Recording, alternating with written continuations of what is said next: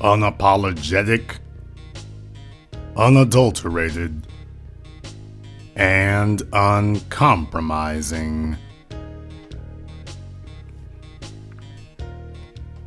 Greetings, brothers and sisters from around the world, and welcome back to the home, the haven, the stronghold, and the super fortress of intelligent Black Thought. This is the BlackChannel.net radio program, and I am, of course, your host, your brother, your humble servant, the Black Authority. Not going to be taking any telephone calls tonight here. We're very busy here. But of course, I did want to weigh in with the brothers and sisters here about a few things that have been going on to help put them in their proper perspective, and we're very glad that you could join us tonight. Of all the things that have happened this week in the news, all the things that have happened to Black people this week in particular, for those of you who have not heard, after decades of targeting him, the Western powers have engineered a coup against Robert Mugabe. And I have to tell you, it's very disappointing to see a lot of people's reactions. Very disappointing to see a lot of people's reactions about this, particularly Native Africans. You see, the problem that we have is, as Dr. John Henrik Clarke explained it, that Black people need to learn how to deal with their issues in-house. And that's the problem that we encounter. We don't actually deal with our issues in-house. The first thing that Black folk want to do is they want to go and grab the nearest white person to help, quote, help them to resolve their issues, because we understand that as Black people, most Black people have very little power or none at all. And those who have none, they will adopt a suicide move, which is when you bring in white people to help resolve things for you.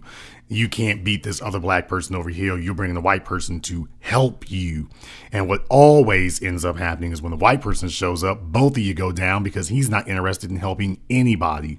So it really just becomes a suicide move is what it is. And that's what we've witnessed happening here in Zimbabwe. Now, you have to understand that Africa is the final frontier for the powers of the world. After their last 200 years of attempting to tell the planet, oh, Africa is the one place you don't want to go, you don't want to be there, it's nothing but starving people and famine and wild beasts and desert. That's what they've been saying now for a couple of 100 years. Nobody wants to go to Africa. It's inhospitable. It's not worth having. Now you're witnessing as the Chinese, the Russians, America, and the French and every other power around the world are trying to carve up Africa. They finished dicing up the Middle East over the last 25 years, and now they've moved on to Africa, which is the last place that has not been utterly carved up, where people have carved out their own domains in it. And this is really their last try. This is really their last stop. I mean, they've already done it in South America. They've already done it in Australia. They've already done it to Asia, to the extent of the places of Asia that they could. Bended it to North America, and that really only leaves Africa now. So everybody is making their last Hail Mary attempts to grab what they can while they can. And the method that is being used is that they are financing internal elements in the country. They are staging phony demonstrations. They are staging phony protests. And then saying, see, the people don't want this person in charge, and so don't be surprised when they fall off.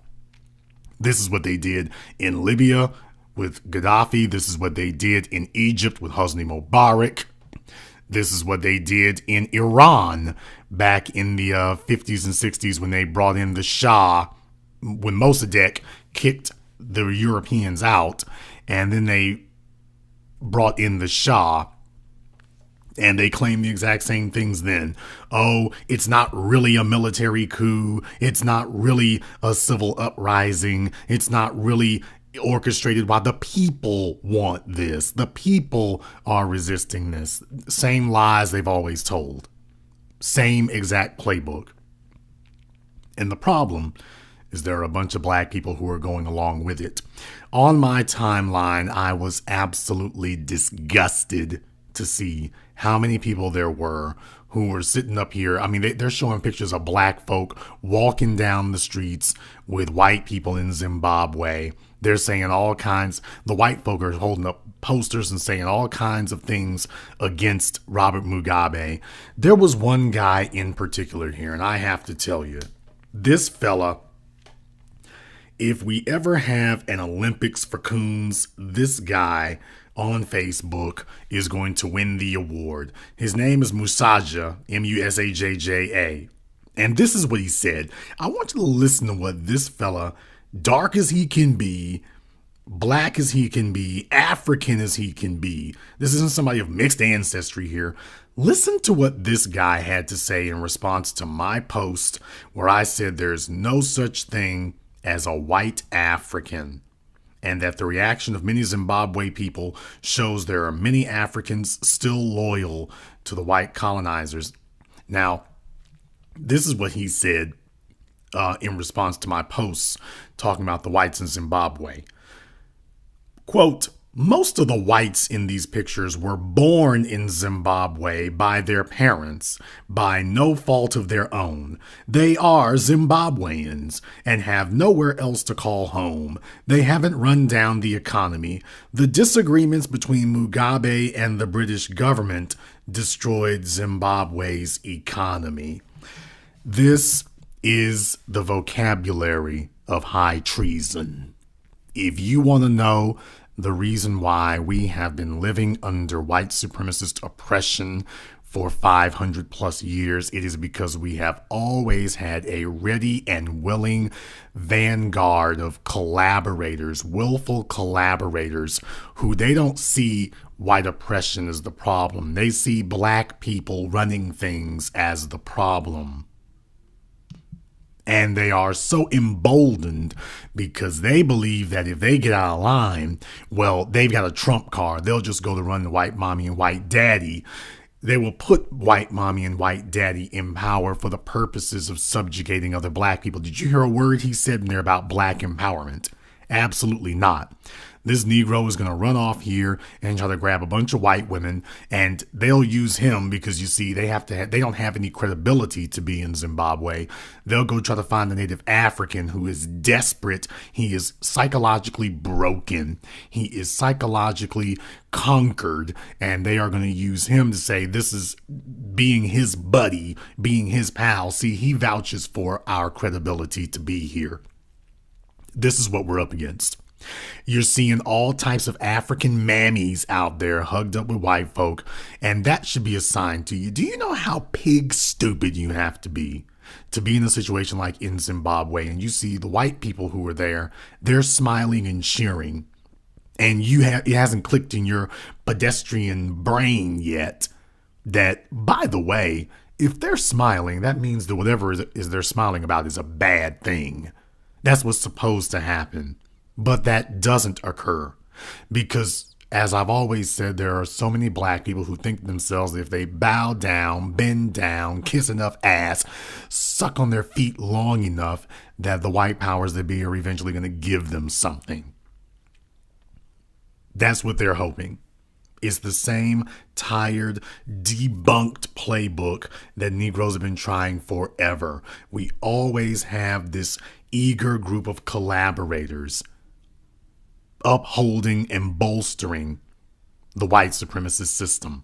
Now, it's not lost on me that just a couple of weeks ago, there was a story in the news of a white woman in Zimbabwe who was saying all types of disrespectful things about President Mugabe, and they had arrested her and charged her for it. Now, a couple of weeks later, all of a sudden, here's a supposed military coup we have to remove Robert Mugabe from power. You have to remember, people, that if they are scared to death of the Cuba situation, remember, they called Cuba a failed state for decades. Cuba has better health care than the United States does, but they called Cuba a failed state. And they were saying Cuba's going to go into collapse any minute now, any second now. And they sent in with the Bay of Pigs. They tried the same playbook everywhere. They tried to say that, oh, the people don't want Fidel Castro, and that's why we need to fund separatists and insurgents because the people don't really want him. So anything that we do to remove him, that's valid because the people don't really want him. Well, when their attempts to do that all failed, next thing you know, President Obama's in office, and all of a sudden, Cuba's a fine, modern country ready, ripe for investment.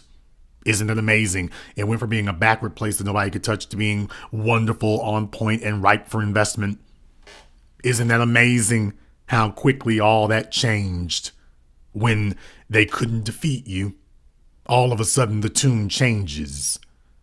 So just understand, just like in Cuba with Batista, you had a bunch of failed people who backed Batista, people in Cuba, native Cubans who backed Batista. And when Fidel Castro won the revolution, all those people found themselves ass out without a chair when the music stopped. And that's exactly what you're seeing in Zimbabwe. There were a bunch of people in Zimbabwe who were bowing and scraping and butt-kissing the British and the European powers. They were letting the whites come in, steal their land, and they were just going along with it. And Mugabe, when he started out, the British loved him because they thought they had a puppet. As Professor Black Truth's video about Robert Mugabe pointed out, he was even made a knight. Robert Mugabe was made a British knight, and then they realized that he was the spook who sat by the door. And then they saw he got the reins of power and started doing things to empower the blacks and to dispossess the whites of the lands they had stolen. All of a sudden, Robert Mugabe went from being the bright light of Africa to being, quote, a dictator. That's what they always say when you're not doing what they want you to. Mahmoud Ahmadinejad, dictator. Fidel Castro, dictator. Saddam Hussein, dictator. Robert Mugabe, Muammar Gaddafi, dictator. Very interesting that we don't use the words dictator for any of the white presidents of the United States. Isn't that very interesting?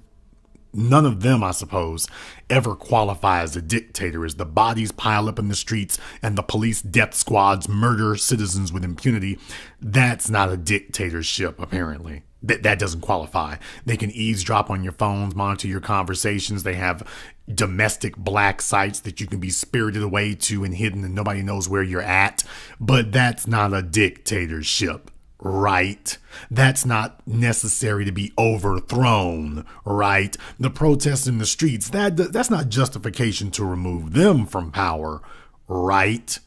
But if you're not one of them, and if you're an African, all of a sudden these white people's displeasure with you isn't just cause to disagree with you, it's cause to remove you. And of course, whatever comes after that, they will be the ones who choose what is installed afterward. You don't get a say in that. So if they're unhappy with you, you get removed and they get to choose what will replace you. Yeah. And there's a bunch of Africans who are out here playing dumb, playing stupid, playing along. They're dancing out there in the streets. The exact same white folks that they're dancing in the streets today are going to be the ones they're going to put in some puppet who's going to sit here and give them whatever they want, and the first thing they want is everything you've got. There is no such thing as a white African. There is no such thing as a white Zimbabwean. There are only white colonizers and invaders. And that's it.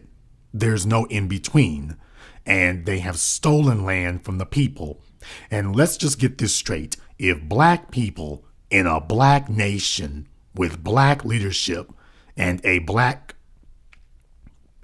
entire black society is unable to repossess their lands from people who have come in and stolen it, then what the hell do you need a black society for?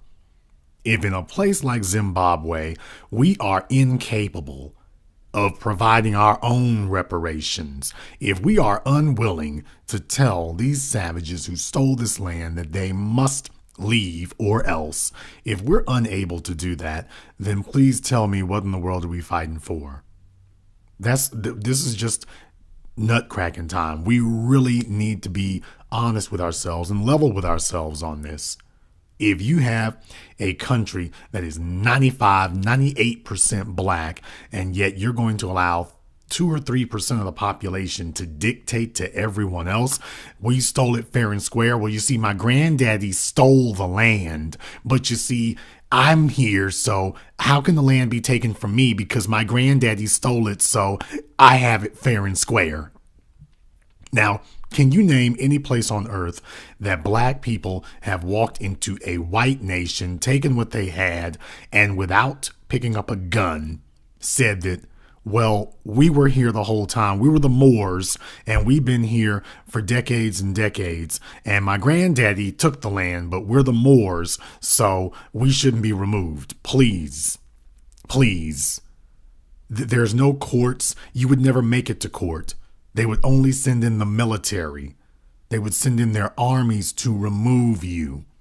And that's the way it would be done. But as black people, you have to understand, that type of action is considered to be taboo and forbidden.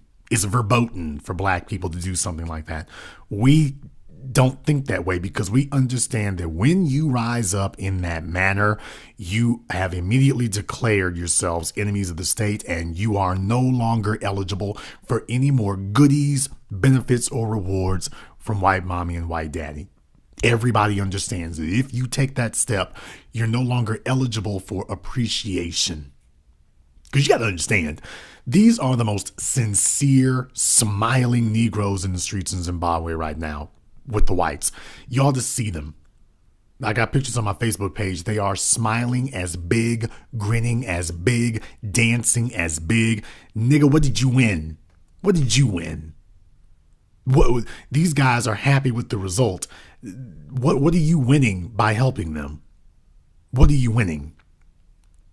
And can we just say it like it is? Africa is really a beachhead for coonery. So you've got a bunch of Africans there who really just want to get a pat on the head. And even if they have to sell out and dispossess themselves, they consider that to be an even exchange. It's a fair exchange as far as they're concerned. They're not embarrassed. They're not ashamed. They're not humiliated. Because you see, we're talking about what you've lost. And they're like, man, I never had it. They're not ashamed. They're not embarrassed by this turn of events. They look foolish as hell, but it doesn't register to them.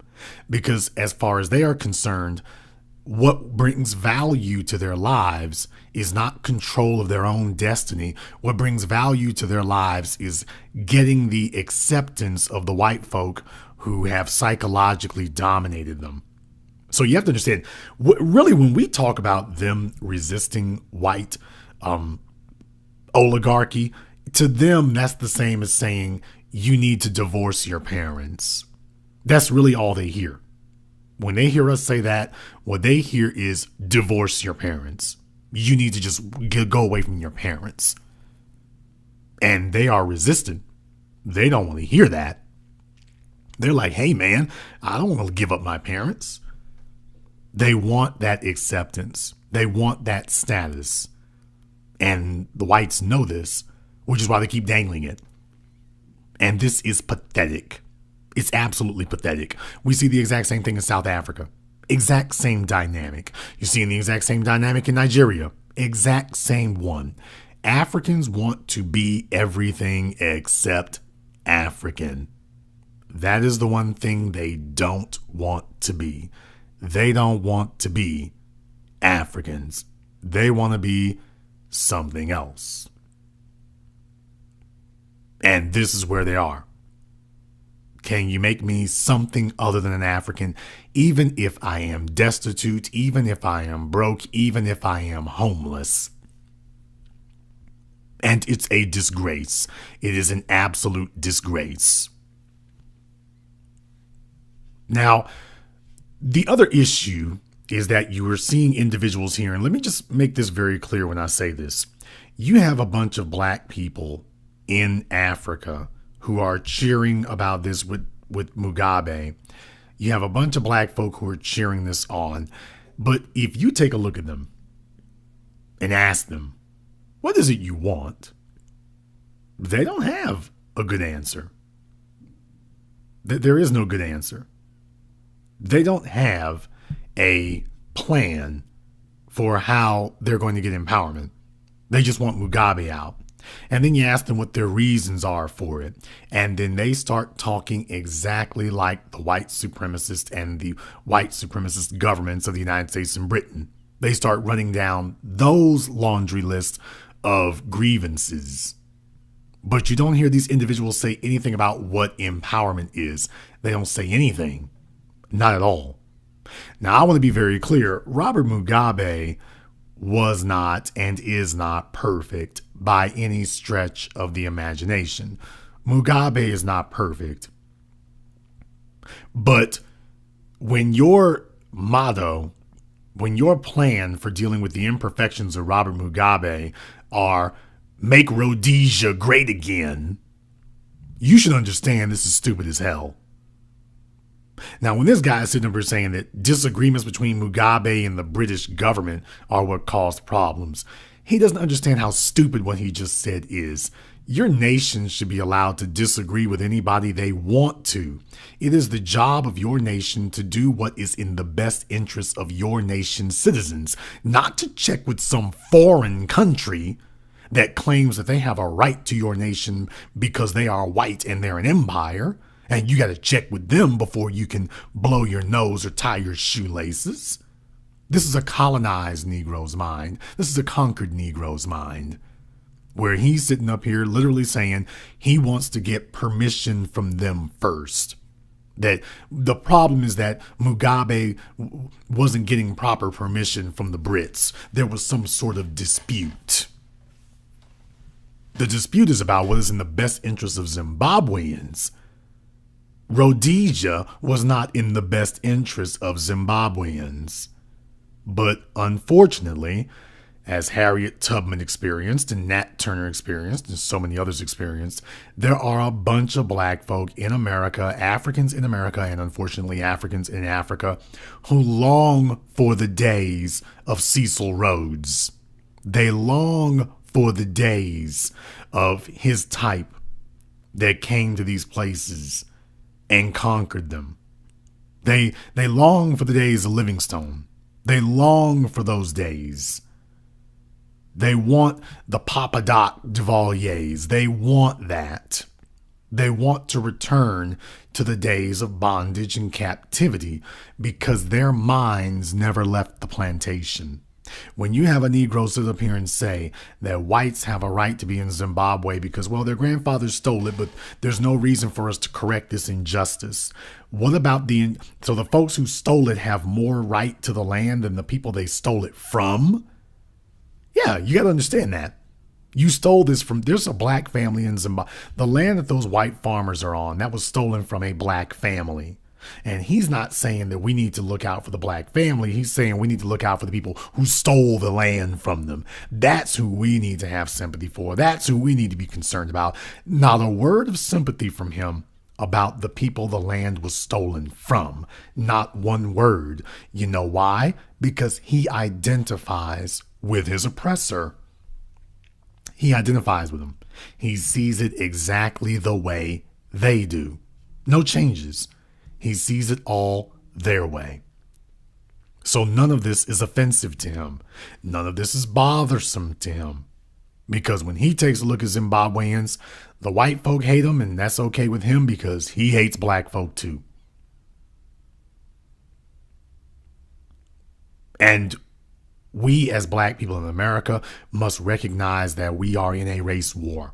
And this war is proceeding unabated, uninterrupted, unimpeded. And they are still taking as much as they can get, however they can get it. That's what they're doing. And to this, now that they're coming to the tail end of slugging it out over the Middle East, they're now moving into Africa, overthrowing legitimate governments, putting in their puppets, and immediately making claim for resources. Right after this so-called coup against Zimbabwe happened, when supposedly you don't have good relations with Zimbabwe, you don't have formal communication with Zimbabwe, and the U.S. has now stated that they can start trading the ivory tusks of elephants from Zimbabwe. That's no longer forbidden anymore. Yeah, right after you set up this coup, all of a sudden, okay, let's get these resources coming on out of here. Let's start raping the land, raping the animals. Let's grab it all. All of a sudden, that's where they went. This is a power grab. It is a grab for power. And unfortunately, what they're grabbing is your throat. And we have Negroes who are willing accomplices in this rape of Africa. They are willing accomplices. And that's got to be dealt with. That has to be dealt with. We can't sit here any longer with us saying that white supremacy is a power, and then there's black folks sitting right next to you saying that no black empowerment's the problem. We're saying white supremacy is the problem, and they're sitting next to us saying no black empowerment's the problem. Mugabe being in charge is a problem. And you notice they have problems with anybody who's in charge as long as they're fighting white folk. They have a problem with everybody. Because we don't have a definition of what true power is here in the States, and we damn sure don't have a definition of what it is in Africa. Everybody is trying to find their way back to the servants' quarters. And Robert Mugabe did not provide a path back to the servants' quarters.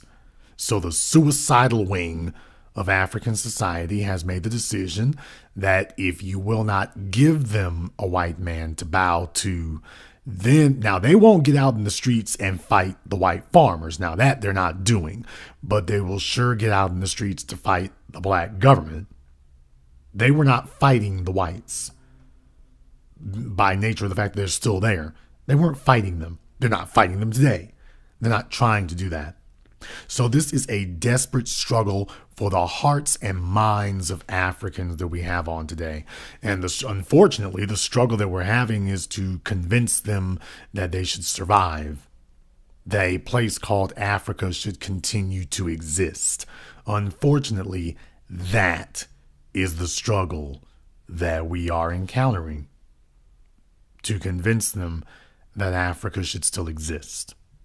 Because apparently, unfortunately, there's a debate in their minds about whether or not it should. There is literally a debate in their minds about whether or not Africa should still exist. They're trying to turn Africa into their idea of America. And you have to understand, to the conquered psyche of an African, what makes America great is its white presence. And when you start talking about removing the white presence, you're removing the greatness. We want to have this society where we have free and open sexual access. Well, they still kill Negroes for messing with white women, right? And white men, too, as a matter of fact. They'll do that for you. Well, no. This is the ideal. We have to hold on to this. This is what you're up against. That in their minds, they are trying to create this integrationist fantasy where they will have free and open access to as many white women as they want. That's their goal. The whites are coming to get your land, to get the gold, to get the silver, to get the precious minerals, to get the natural resources, and to control the environment. That's what the whites are coming for. And the Africans are coming to get sexual access to the whites. And that's what it's about. And they're walking around there looking happy as hogs and slop. This is what we are up against going forward. This is why getting our power, wealth, and influence together is so essential, because the African mind as a group has been colonized. Black folk talking about back to Africa. You better go take a look at what's in Africa. You better go take a look at what's actually there. Not what you wish were there. You better go take a look at what is actually sitting there. And when you actually go and see the mindset that you're dealing with, how it is completely and utterly conquered, how they are the most bootlicking, stepping, fetching, cooning ass, butt kissing, sambo dancing that you can imagine. When you start seeing how the epidemic of that has permeated our society, then you realize we've got our work cut out for us. which is why it is more important than ever that we not be sitting over here in the States twerking, wiggling our butt cheeks, wearing Spanx, wearing rompims, worrying about fake eyebrows and fake hair. We're sitting up here playing around with people who are carving up the last of the Earth's available resources to dominate it. That's what we are up against.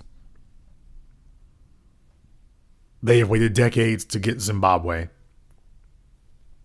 They have waited in the wings this entire time. They bided their time, and now, under President Trump, they were ready to strike. And they did. And they did. And I hope that they will not succeed. But as black people in America, we are giving an absolutely criminally irresponsible and inappropriate response to these acts of aggression against us by these white supremacist powers. Our response to them is completely and utterly inappropriate. Shouldn't be happening. Shouldn't be doing it.